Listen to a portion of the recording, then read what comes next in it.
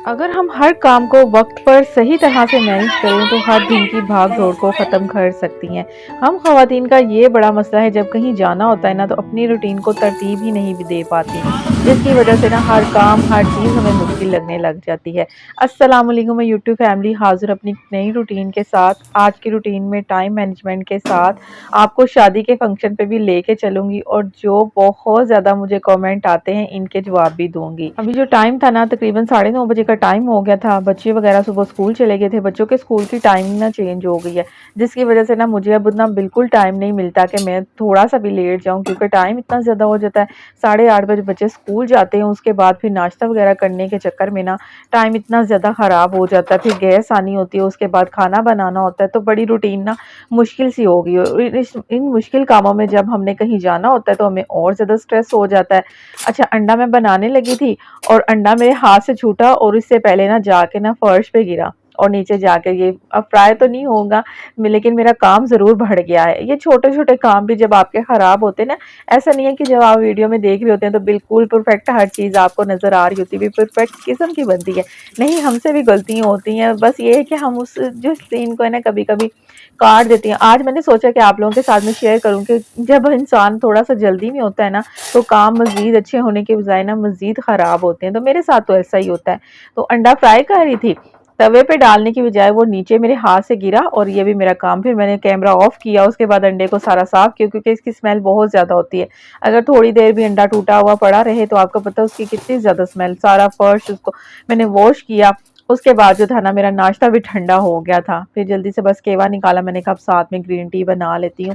अच्छा, green tea ना मैंने हनी और अदरक वाली ला के रखी हुई है और होममेड भी मैं कावा यूज़ करती हूँ। कभी-कभी जो मुझे शाम के टाइम चाय की क्रेविंग हो ना, तो चाय की पत्ती में वो वाला मैं केवा डाल के ना पाउडर फिर यूज़ करती हूँ और इससे ना वेट जो है ना आपका बड़ा मेंटेन रहता है। और वैसे भी आजकल तो शादियों का सीज़न है और हम ख़वातीन को बड़ा होता है भी हमारा जो वेट है वो कम हो जाए, पहना हुआ अच्छा भी लगे, क्योंकि एवं ही हमारा वेट बढ़ जाता है। हमने कुछ करना ना कराना और वेट इतना हम पता नहीं क्यों अगेन कर लेते हैं। इसकी सबसे जो कॉमन वजह है ना वो यही है मेरे ख्याल से ना, मैंने जो इस चीज़ का नतीजा निकाला है ना वो यही है कि हम जो नाश्ता नहीं करते ना, इस वजह से हमारा वेट बढ़ जाता है। मैंने अक्सर ख़वातीन देखी हैं जो नाश्ता करती हैं, रूटीन से अपनी डाइट का ख्याल रख रही होती है ना, तो उनका वेट ना इतना ज़्यादा नहीं बढ़ता। अच्छा, यहाँ पे ना नाश्ता वग़ैरह करने के बाद ना मैं आ गई थी किचन में और चूल्हा वग़ैरह सारा नीट किया, बर्तन वग़ैरह वॉश किए और उसके बाद ना दोपहर के खाने की तैयारी भी करनी थी, क्योंकि रात को मैंने फंक्शन पे जाना था मेहंदी के। और आपको भी लेके चलूँगी, थोड़ा-सा चले मेरी बहनों का माइंड भी रिलैक्स हो जाए। क्या हर वक़्त काम, घर, यही चीज़ें हम देखते रहते हैं। इंसान ना कभी-कभी दिल होता है कि बस इन चीज़ों से बाहर निकलें। मेरे साथ भी ऐसा होता है कि जब इंसान बहुत ज़्यादा डिप्रेस्ड होता है ना, किसी परेशानी में होता है, उसका दिल ना कहीं भी नहीं लग रहा होता।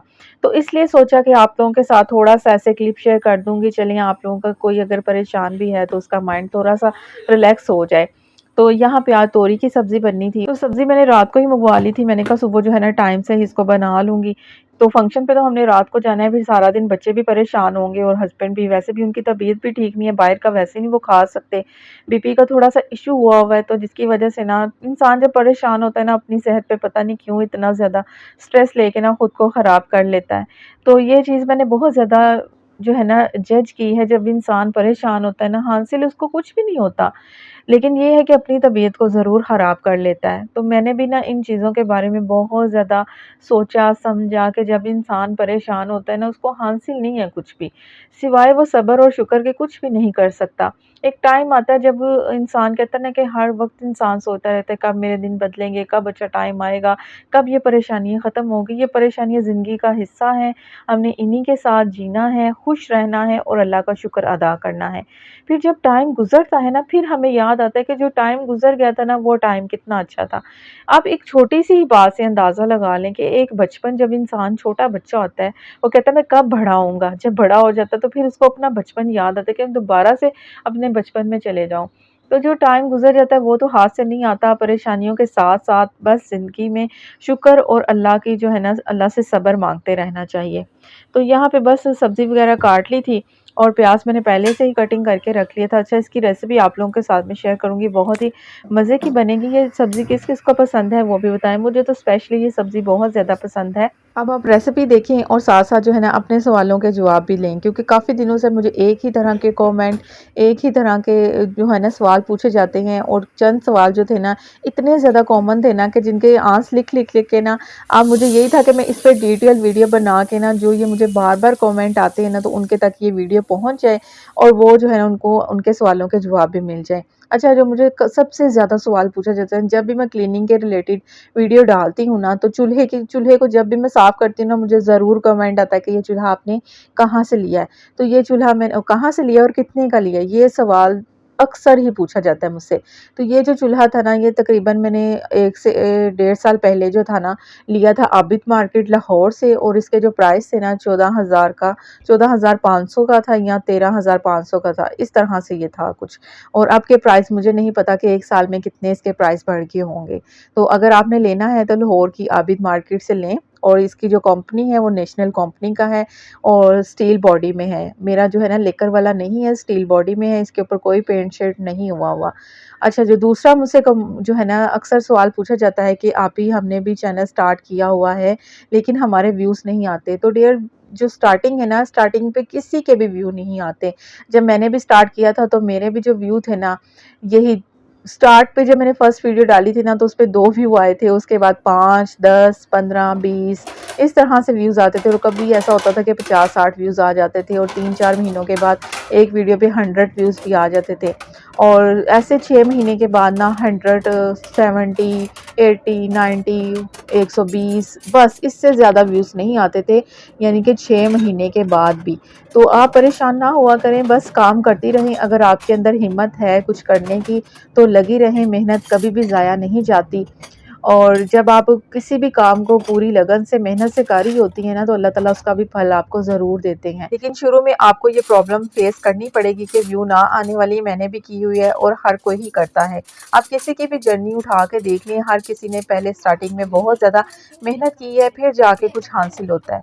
अच्छा, उसके बाद ना मुझसे ये भी सवाल बहुत ज़्यादा पूछा जाता है कि आप जब भी कुछ बना रही होती हैं या कुछ काम अपना कर रही होती हैं तो आप ये कहती हैं कि बच्चों के लिए, आपने कभी अपने बच्चों का नाम नहीं बताया, ये नाम नहीं लिया। तो इंशाल्लाह मैं अपने बच्चों का नाम जो है ना जल्दी रिवील करूँगी और बताऊँगी, फिर नाम लेके अपने बच्चों का जो है ना उनको आप लोगों के साथ जो है ना बताया करूँगी कि इसके लिए मैं ये कर रही हूँ, इसके लिए ये कर रही हूँ। ठीक है, अभी जो है ना मेरे ख़्याल से अभी इतना पर्सनली आप लोगों के साथ मैं नहीं शेयरिंग करती। मैं आप लोगों के साथ वो शेयर करती हूँ जिससे आपको फ़ायदा हो। अगर मैं नाम शेयर भी कर दूँगी तो उससे आपको क्या फ़ायदा? ठीक है ना? जब मेरी बहुत ज़्यादा ऑडियंस हो जाएगी, मुझे जानने वाले बहुत ज़्यादा हो जाएँगे, जिसको मेरी पर्सनल लाइफ़ में भी जिनको इंटरेस्ट होगा ना, तो फिर मैं शेयर करूँगी। अभी तो बस आपको मेरे काम पे इंटरेस्ट है, मेरी पर्सनल लाइफ़ पे इंटरेस्ट नहीं है।